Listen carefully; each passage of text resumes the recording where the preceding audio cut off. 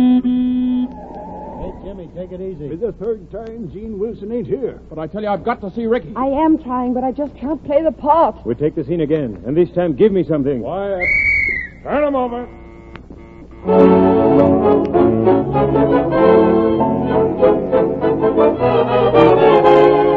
The 1847 Silver Theater, starring Rosalind Russell and James Stewart in an original story, First Love.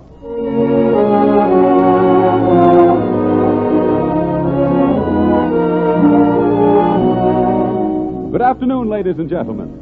International Silver Company, makers of 1847 Rogers Brothers, America's finest silver plate, welcomes you to the 1847 Silver Theater. And right now, I'd like to introduce the man behind the show, a man known everywhere for his work on stage, screen, and radio, our director, Conrad Nagel.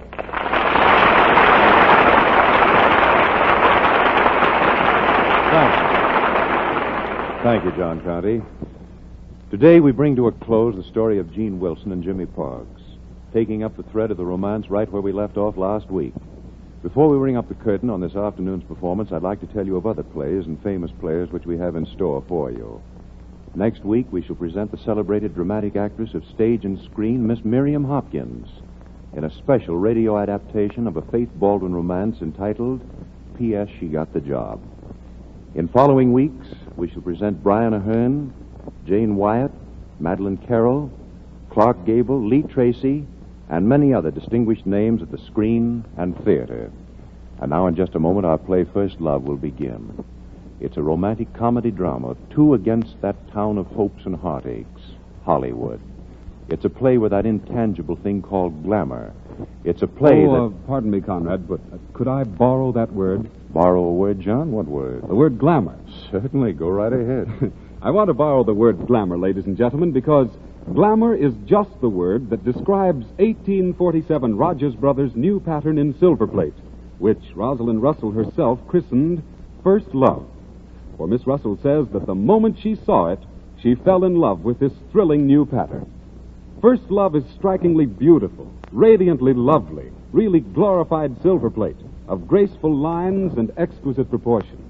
Even more than that, the garland of formal flowers which ornaments the First Love pattern is richly raised and deeply etched in a new perfection of craftsmanship never before available save in sterling silver. And only 1847 Rogers Brothers know this secret of sterling craftsmanship applied to silver plate, the glorious climax of more than 90 years of working in silver. First Love is glamorous as a Hollywood star, a pattern to grace surroundings of any type, a pattern which you must really see to appreciate its beauty. And so that you may see this latest and loveliest of patterns, 1847 Rogers Brothers make it possible for you to secure a finely wrought fork, a special serving fork in the First Love pattern at 1/3 its regular price. So be sure to ask your jeweler or your department store about it tomorrow. And now for our play. The lights are being dimmed, and the silver curtain is rising on the Grover Jones story First Love, starring Rosalind Russell and James Stewart. We hope you like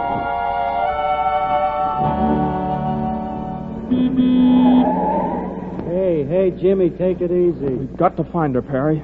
We've got to find Jean, do you hear? Yeah, but wouldn't you just as soon we were still alive when we do? Oh, if she's only at the station. Yeah, and you can talk her into coming back. Something tells me that's going to take eloquence, my boy, the way she was feeling when she ran out of that apartment. Why did she have to take it that way, Perry? Look out. Oh, Jimmy. What if I did give a bunch of people percentages in her first year's salary to help make her a star? That's been done before. Oh, don't be a sap. That's not why Jean ran out on you, and you know it. What busted her up was finding out that you lied when you said you believed in her. It's like I told you from the first, Jimmy. I'll look in the station. You wait here. Hey, wait a minute. I'll go. Examiner time paper. Yes, sir. Ticket? No, look, has a girl bought a ticket in here tonight since midnight, I mean? Oh, where would she been going? Well, east, New York, maybe. Or Springfield. That's it, Springfield, Massachusetts. That's where she'd be going. I haven't sold any ticket to Springfield. Besides, there's no train east out of here for about 5 hours, not until 7:30. Well, have you seen her? Look, she's about 5'4", no, 5'5", no, and pretty, awful pretty, and brown hair, brown eyes, and had on a suit, brown, maybe blue. Well, I don't know, but... Afraid I can't help you, but I'll keep an eye out. Examiner Times, paper, read. What luck, Jimmy? No luck. No train out for 5 hours. Where now? Well, the hotels. We're going to check on everyone in Hollywood. Jimmy, And then we're going to start on the rooming houses. Oh, hey, but you can't wake people up at this hour. Besides, we ought to get some sleep. Sleep! I said we're going to find Jean.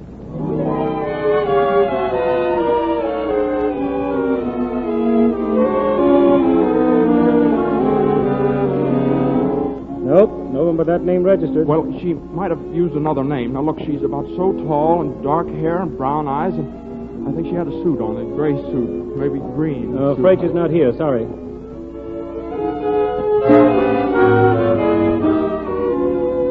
No, wait. Hello? No, this girl would have come in since midnight. She's not? Okay, thanks.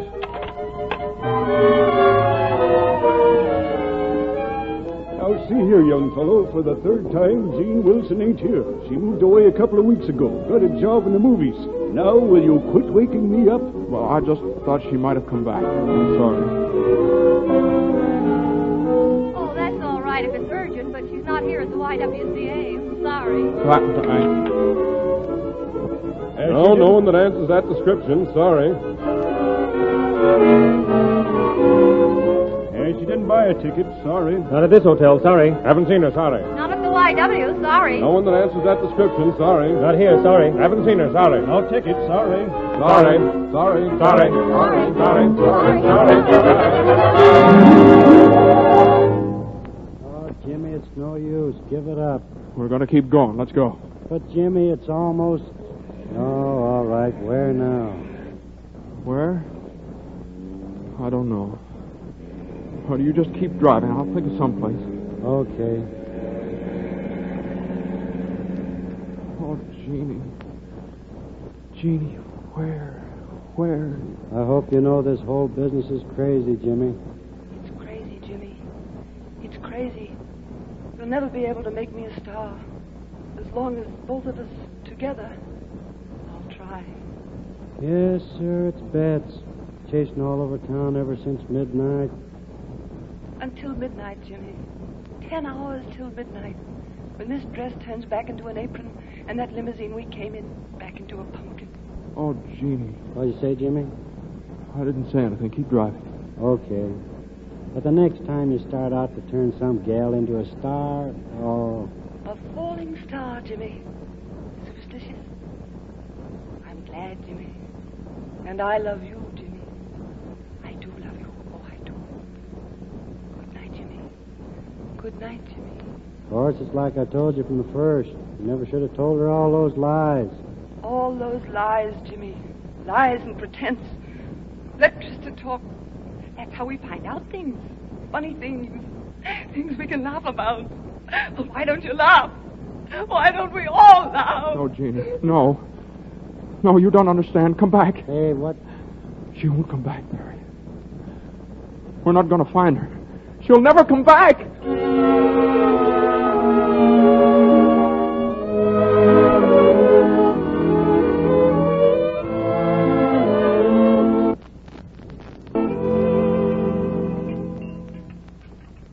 Coffee. That all? That's all. Okay, Jean Wilson. Hello, Marge. Say, I didn't recognize you at first. Gee, how are you anyway? Me? Oh, I'm fine, Marge. I'll get you coffee. Say, it's swell to see you. I read all that stuff in the paper. Here you are. Gosh, think of you being a star across the street from the same restaurant where you used to juggle trays. Ain't life funny, though? Want some more cream? Huh? No, thank you. Oh, I wish you'd have come in earlier so the other girls could have seen you. Say, what are you doing here all alone this hour of the morning? Been working over the studio making night scenes? Or did you just get lonesome for the old place? Yeah, that's it. Lonesome. Funny how you can feel about a place you work once, huh? Oh, say, I wanted to ask you. All that stuff in the papers about you being an international actress and stuff, that's just a lot of bunk, ain't it? Yeah, that's all it is. spunk. That's what I told Ruthie. I says, Ruthie, it stands to reason if she was a big star, she wouldn't have been working here with us. And I told her. Hey, what's the matter? Do you feel all right? I mean, you look sort of... Yeah, I'm all right. Oh, what was I saying? Oh, yeah. Besides, Ruthie, I says, look who her manager is, that Timmy Parks guy. The fellow who used to be head of the publicity department across the street. Everybody knows he's the biggest liar in Hollywood. Why, look how he made a star out of that Trista Lane. Just by making people think she was... Hey, aren't you going to finish your coffee? Hey, Jean, wait a minute, your change.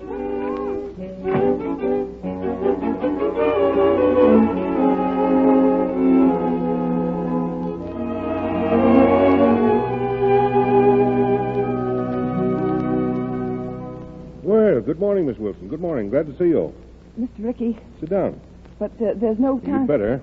I have an idea you and I have a good deal to talk about this morning. A good deal to... Mr. Ricky, do you already know what I'm here to tell you? Yes, Miss Wilson, I do. You see, Trista Lane called me after she left your apartment last night.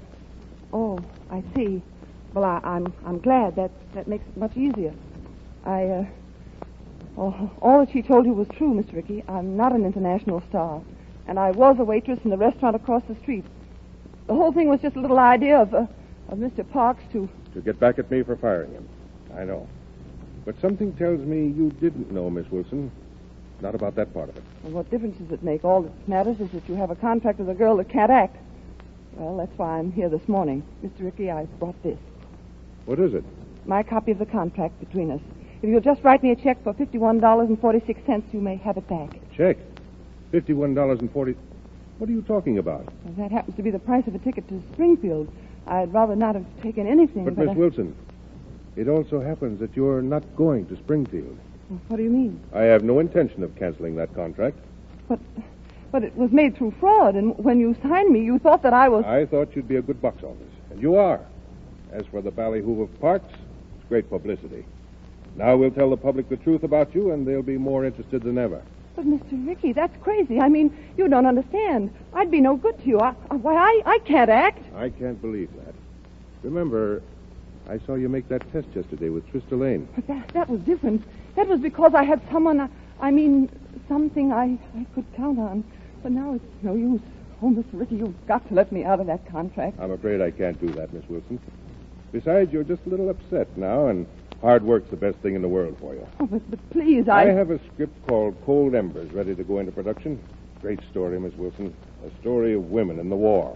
And there's a girl in there... Well, when that picture is released, and with you in that part, you will be an international star. Oh, no, Mr. Ricky, please. Please, you don't understand. You've got to let me out of it. I do understand, Miss Wilson. And now you better go home and get some sleep. Beginning tomorrow, you're going to be a very busy young woman. But please, you've got to listen. Make appointments for Miss Wilson tomorrow morning. A makeup test at 9. No. Fittings at 10. Please. Photographs Ricky, at 12. And interviews from 2 to 4. And see that she gets can't. the script.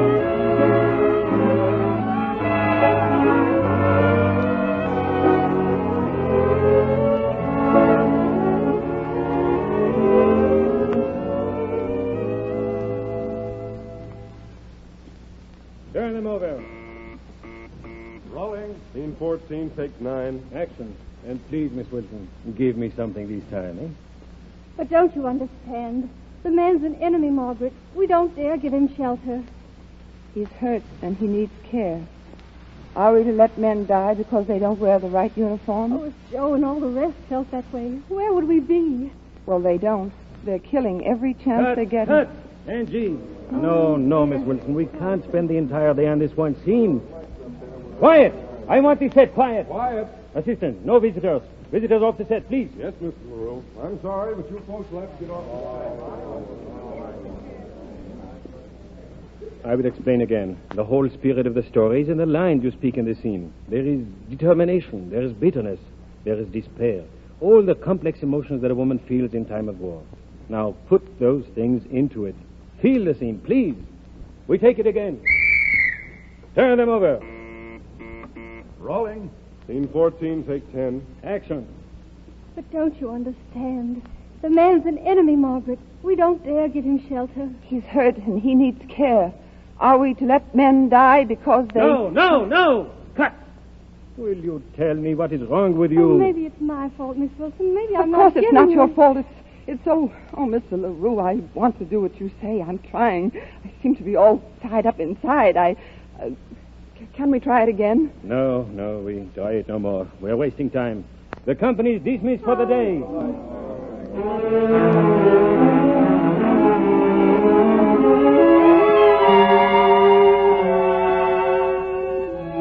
It is no good, Ricky. The girl is flat, colorless. The day she took the test, she was an actress.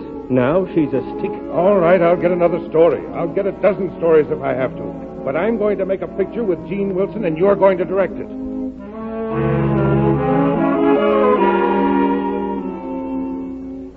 You're crazy, Jimmy. She won't even see you. But I'm not going to see Gene. I'm going to see Ricky. He'll throw you out.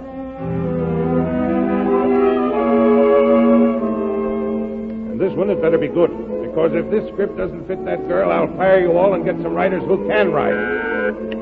I'm busy. Mr. Parks is here again. Says he must see you. Parks, tell him to get off the lot and stay off. Turner, how soon can you have this new story ready to shoot? We've got to get started on a picture. We have to get our money. No! Cut! Miss Wilson, in this story you are supposed to be gay, to laugh.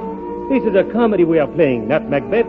Will you please try? I am trying, but I can't do it. I can't do it, I tell you.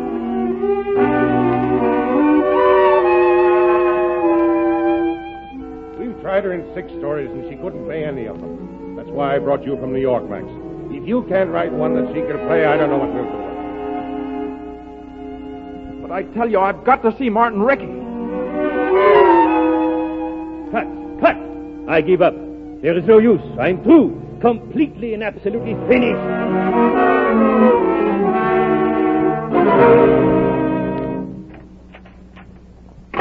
Parks, I gave orders to keep you off the lot. Ricky, you've got to listen to me for 5 minutes, please. Ricky, I want to be honest with you. What do you know about honesty? I gave you the best publicity job in Hollywood. I paid you top salary for 5 years. I saw you through every scrape that your crazy hot-headedness got you into. And how do you thank me for it? By one of the lowest tricks that ever was pulled in Hollywood. And you talk to me about honesty. I know all that, Ricky. But I'm not here this morning for myself, Ricky. I swear I'm not. Oh. Maybe you've got a new actress to sell me, huh? Somebody else that I can waste $200,000 on. Do you realize that I hired the best writers in the country to turn out scripts for that girl and...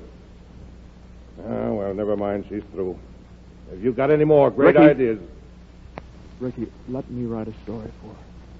Ah, you're crazy. That's what I'm here for, Ricky. I've got a story that she can play. What are you talking about? It's her story. Her own story, Ricky.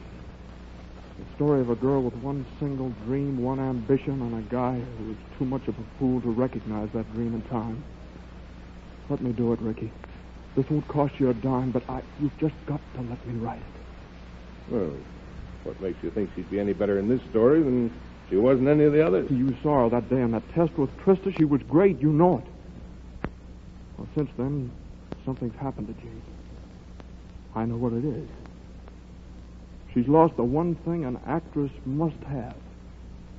Faith in herself. Well, the story I'm going to write will give that back. It'll make her see a lot of things straight now that seem twisted up in a million crazy shapes. And oh, Ricky, I've got to do it. I've got to do it for so many reasons. Please give me this chance. All right, Jimmy. I never knew you to do a bad job on anything you had your heart in. I've got a hunch your heart is in this.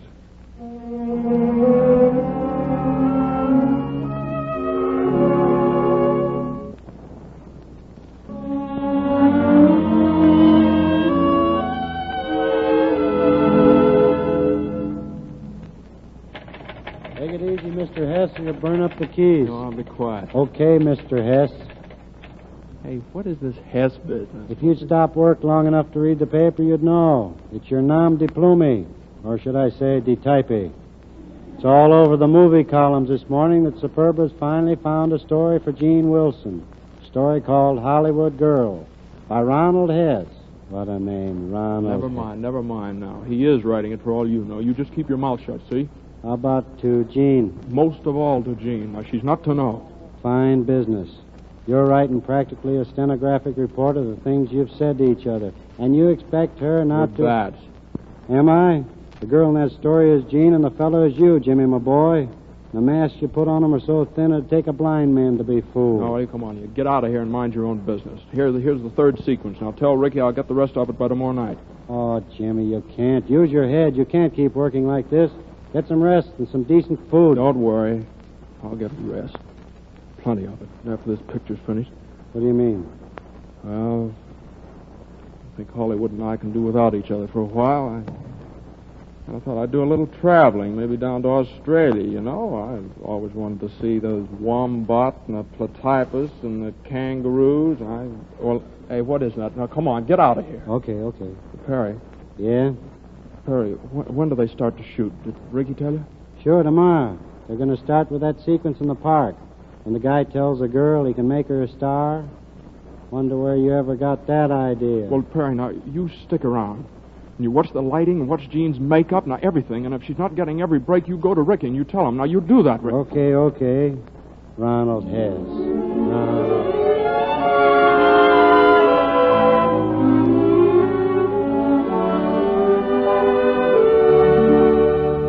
Quiet. Turn them over. Pardon me, Mr. LaRue. Jean, the old faithful curl that's in your eyes again. Oh, thank you.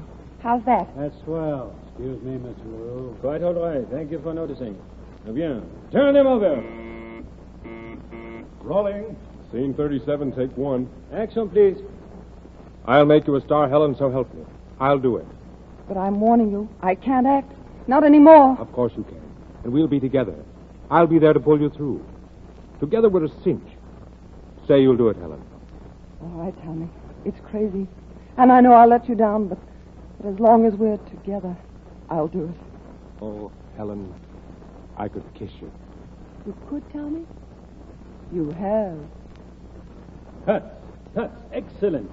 Thank you both. Save the light. I'm delighted, Miss Wilson. Delighted. I see already that this story for you is the answer. Yes, I'm beginning to think it is. Mr. LaRue, who's writing this story, do you know? Someone by the name of Ronald Hess, I understand. Yes, but who is Ronald Hess? I have no idea. The name is new to me. Hey, Jean, that's Mr. Burke, do you by any chance happen to know who is this Ronald Hess? Who, me? Say, I make it a point never to know any writers. No. I see. Perhaps we'd better go on shooting, Mr. LaRue. Exactly. Cameraman, give me a setup over here, and let's have it quiet for rehearsal.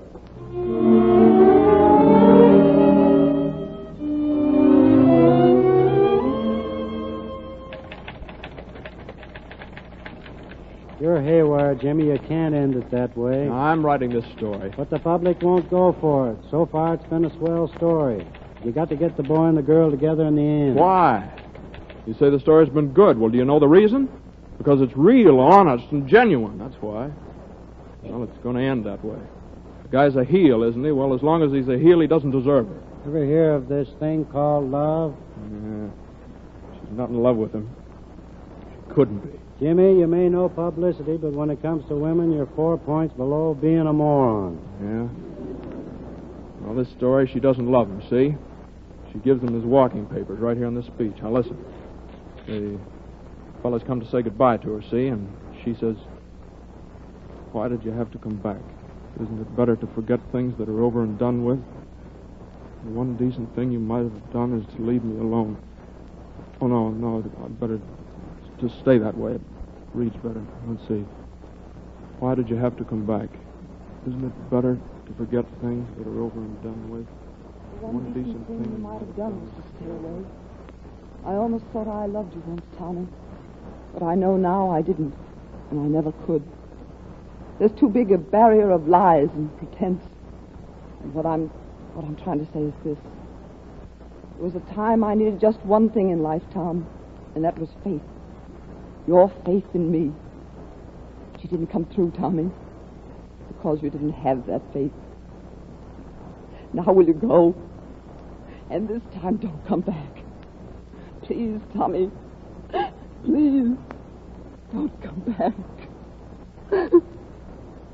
That is the picture. Perfect. It's not. It's all wrong. It can't be like that. Perry, where is he? Where is he? Take me to him. But he said... I don't care what he said. Take me to him.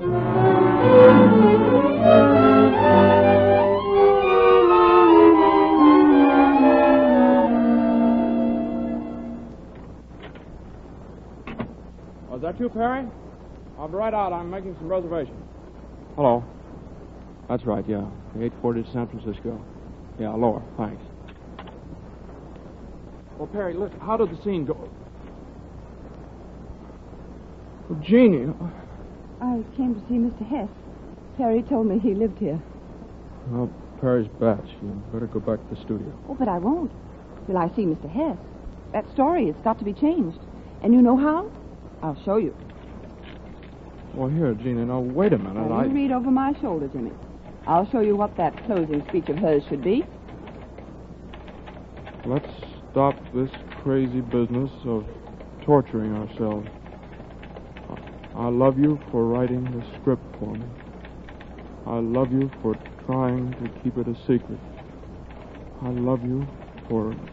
Oh, who cares what for? I love you. Jeannie. Jeannie, is this... You mean...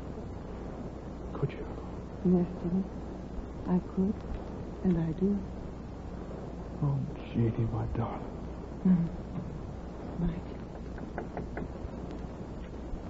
Oh, Perry, now... Don't mind me. That's all I wanted to know. Scene 382, close-up. The two stand in close embrace, forgetting that there's anyone in the world but themselves, as we slowly fade out.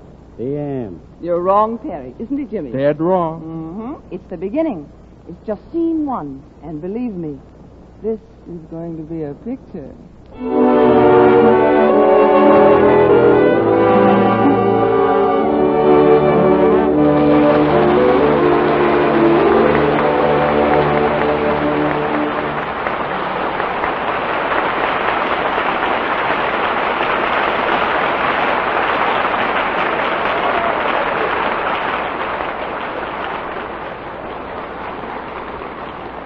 In just a moment, Rosalind Russell and James Stewart are coming out before the curtain so that you may meet them. But first, John Conte has a word for you. Today we've heard the happy ending of our play, First Love, in which we all enjoyed Rosalind Russell and James Stewart so much. And next week, in the 1847 Silver Theater, we'll hear about another play of another title. But you'll still hear a lot about the name First Love. For First Love, 1847 Rogers Brothers' stunning pattern in silver plate is news, real news. A design of enduring loveliness with craftsmanship of the type never before available save in sterling silver. Craftsmanship possible only from the great house of 1847 Rogers Brothers. For 1847 Rogers Brothers is the most important name in silver plate. A name which for 90 years has stood for the finest quality and workmanship. So go to your dealer tomorrow and learn now for how little this lasting loveliness can be yours, and how easy it is to buy out of income. For today you can make your dream come true. You can own the finest silver plate by 1847 Rogers Brothers.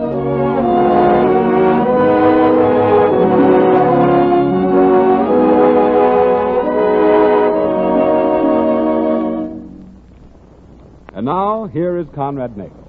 Ladies and gentlemen, I feel that we're all a little sad right now, for we've come to the end of our play, First Love, with Rosalind Russell and James Stewart.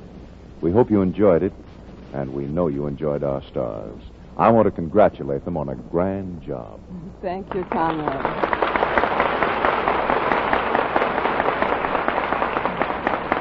I do know that I've enjoyed it. Me too, Conrad.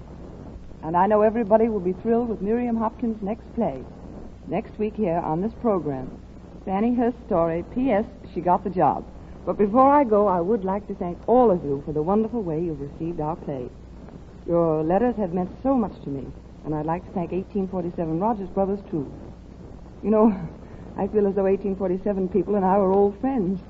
Matter of fact, we are. My mother has 1847 Rogers Brothers silverware in Connecticut, and I do here, too, in Hollywood. That's what we think of it. Well, we certainly hope you'll be back, Rosalind. We appreciate MGM giving you permission to appear in our Silver Theater. Also, we wish you and Robert Montgomery lots of luck in your new picture, Love, Live, and Learn. Well, Jimmy, I guess it's au revoir to you, too, isn't it? Yeah, I guess it is, Conrad. I guess I'll pack up my mic fright and get back to stage 8. You've got a new MGM picture coming out soon, haven't you, Jimmy? Yeah, The Last Gangster, starring Edward G. Robinson. Well, I know it'll be a big success, and we also hope you'll do another play for us again here in the Silver Theater. Well, maybe that's a date. And what Rosalind said about your letters goes for me, too, and my most sincere thanks to 1847 Rogers Brothers for letting me do Jimmy Parks. So long, everybody. Goodbye. Come along, Jimmy. Goodbye, Rosalind. Goodbye, Jimmy. This is Conrad Nagel bidding you good afternoon. I hope you'll be with us again next Sunday. Next week, at the same time, the 1847 Silver Theater presents Miriam Hopkins in the exciting Faith Baldwin one-act play, P.S. She Got the Job. The Grover Jones story, First Love, was adapted for radio by True Boardman, with special music composed and conducted by Felix Mills. This is John Conte speaking for International Silver Company, makers of 1847 Rogers Brothers, America's finest silver plate. This is the Columbia Broadcasting System.